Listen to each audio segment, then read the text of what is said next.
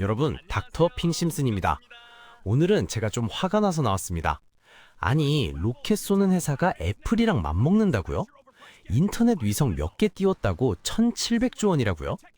솔직히 말씀드리죠. 저도 처음엔 또 머스크가 호들갑 떨고 있네 싶었습니다.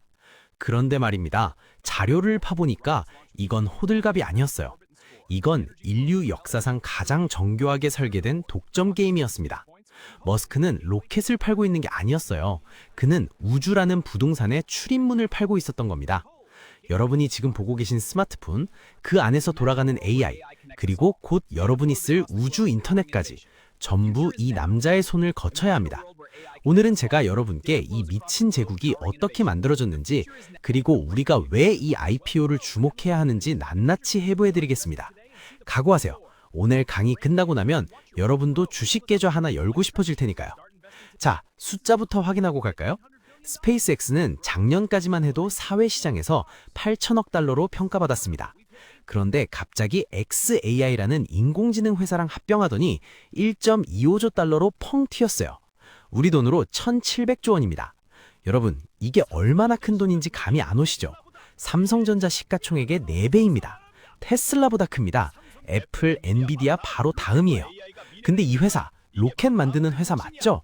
맞습니다. 근데 이제 AI도 합니다. 닥터 핑 심슨이 보기엔 이건 단순한 합병이 아니에요. 이건 로켓 배달부가 이제 두뇌도 배달하겠다는 선언입니다. 머스크는 우주로 가는 길을 독점했고 이제 그 길 위에 AI 데이터 센터를 깔려는 겁니다. 투자자들은 이미 알아챘어요. 이건 로켓 회사가 아니라 우주 인프라 독점 기업이라는 걸 말이죠. 그래서 IPO 준비 중입니다. 2026년 6월 상장 예정이에요. 상장하면 어떻게 될까요? 제 예상엔 엔비디아 상장 때처럼 난리 날 겁니다. 왜냐고요? 이건 단순히 주식을 파는 게 아니라 미래 문명의 지분을 파는 거거든요. 그럼 이제 본격적으로 들어가 보죠. 이 괴물 기업의 속살을. 여러분, 제가 하나 물어볼게요. 스페이스X 하면 뭐가 떠오르세요? 와, 로켓이 다시 착륙한다. 이거 아닙니까? 맞습니다. 근데 그게 다가 아니에요. 사람들은 쇼에 환호하지만 머스크는 비즈니스 모델을 짜고 있었던 겁니다.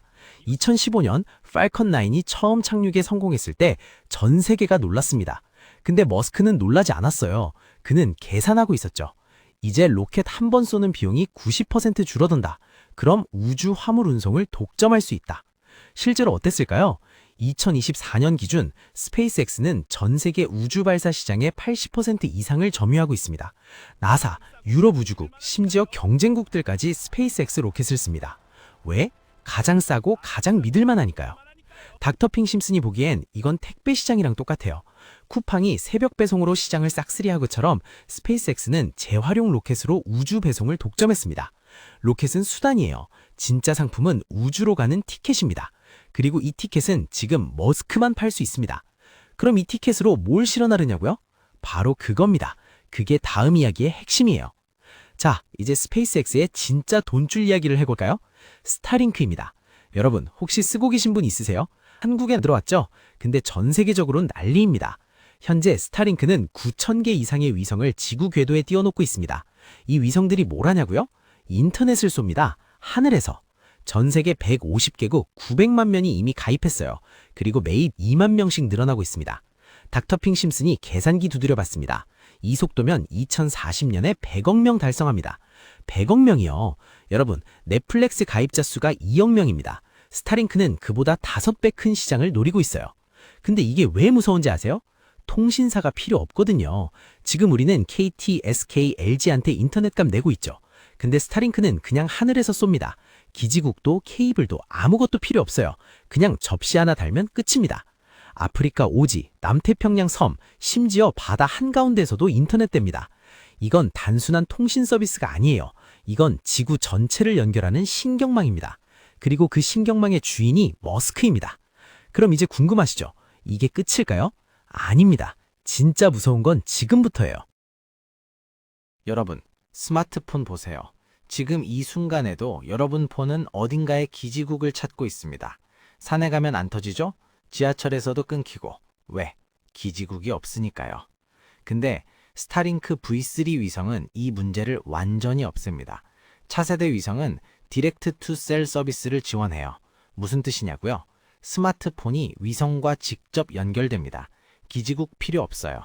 닥터 핑 심슨이 보기엔 이건 통신산업의 아마겟돈입니다. 전 세계 통신사들이 수십 년간 쌓아 올린 기지국 인프라가 한순간에 의미 없어지는 거거든요. 5G 기지국 설치하느라 수조 원 쓴 통신사들 입장에선 하늘이 무너지는 소리입니다. T모바일은 이미 스타링크와 손잡았습니다. 2024년부터 시범 서비스 시작했어요. 어떻게 됐냐고요? 미국 전역 어디서든 통화 가능합니다. 사막 한가운데서도, 산속에서도요. 이게 상용화되면 어떻게 될까요? 간단합니다. 통신사들은 스타링크한테 돈 내거나 아니면 망합니다. 머스크는 이미 전 세계 텔코 시장을 인질로 잡은 겁니다. 이 시장 규모가 얼마냐고요? 연간 1조 5천억 달러입니다. 근데 여러분, 이것도 빙산의 일각이에요. 진짜 무서운 건 머스크가 이 인프라로 뭘 하려는지입니다. 바로 AI죠. 자, 이제 핵심으로 갑니다. 왜 스페이스X가 xAI랑 합병했을까요? 제가 답드리죠. 지구가 좁아서 그렇습니다. 여러분, AI 데이터 센터가 얼마나 전기 먹는지 아세요? 챗GPT 같은 거 돌리려면 원자력 발전소 하나가 필요합니다. 진짜예요. 구글, 마이크로소프트, 메타 전부 전력 수급 문제로 골머리 앓고 있어요. 그리고 열 문제도 심각합니다. AI 칩은 엄청나게 뜨거워요. 냉각하려면 물이 필요한데 물도 부족합니다. 결국 지구에선 한계가 있다는 거죠. 그럼 해법은 우주입니다. 닥터 핑 심슨이 보기엔 이건 천재적 발상이에요. 우주는 진공이니까 냉각 효율 좋고 태양광 무한정이니까 전력도 해결됩니다. 그리고 가장 중요한 건 땅값이 없다는 겁니다.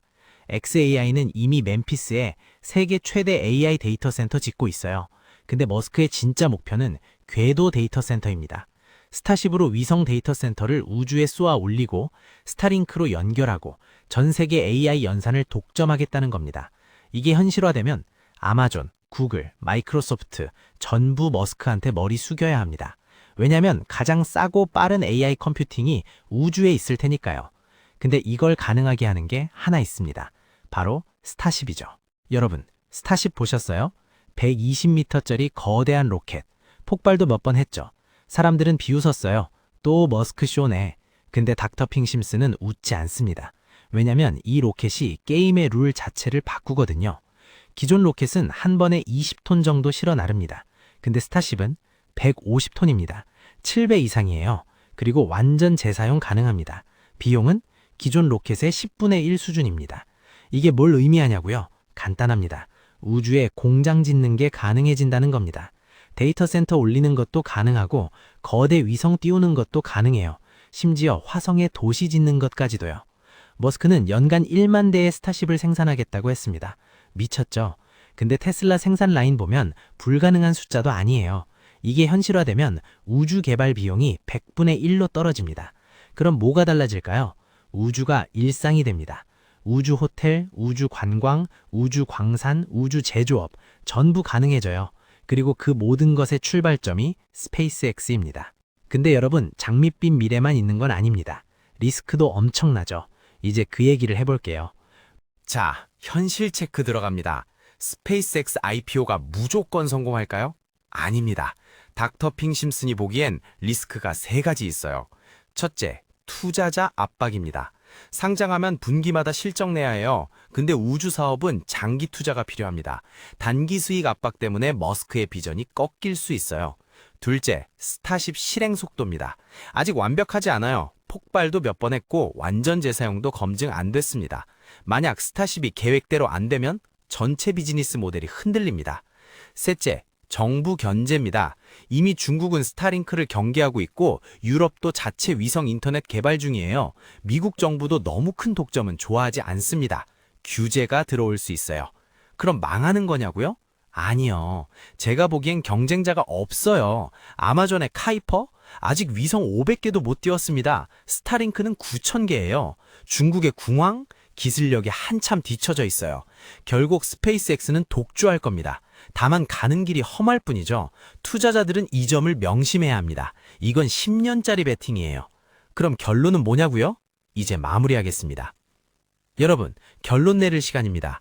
스페이스X의 IPO는 뭘 의미할까요? 닥터 핑 심슨이 보기엔 이건 단순한 상장이 아닙니다. 이건 인류 문명의 업그레이드 패치예요. 지금까지 인류는 지구에 갇혀 있었어요. 근데 이제 우주로 나갈 수 있습니다. 그리고 그 문을 여는 열쇠를 머스크가 쥐고 있어요. 나사는 이미 스페이스X를 달 탐사 파트너로 선택했습니다. 아르테미스 프로그램 들어보셨죠? 인류를 다시 달에 보내는 계획입니다. 그 로켓이 스타쉽이에요. 그리고 방산 시스템 스타실드도 있습니다. 군사용 위성 네트워크인데 미국 국방부가 발주했어요. 이건 스타링크보다 보안 등급이 높고 수익성도 훨씬 좋습니다. 정리하죠. 스페이스X는 이제 우주 운송, 우주 인터넷, 우주 AI, 우주 방산까지 전부 장악했습니다. 이건 하나의 기업이 아니에요. 이건 우주 문명 인프라 그 자체입니다. 여러분, 닥터 핑 심슨이 마지막으로 한 가지만 말씀드리죠.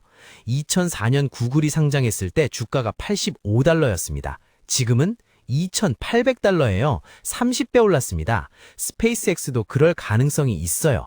물론 리스크는 있습니다. 근데 인류 역사에서 이런 기회는 10년에 한 번 올까 말까 합니다. 지금 이 순간 여러분은 미래 문명의 지분을 살 기회를 보고 있는 겁니다. 자, 판단은 여러분 몫입니다. 저는 이만 물러가겠습니다. 오늘 강의 들으시느라 수고 많으셨어요. 근데 솔직히 말씀드릴게요. 저는 IPO 나오면 삽니다. 여러분도 한 번쯤 고민해보세요. 다음 시간에 또 만나요.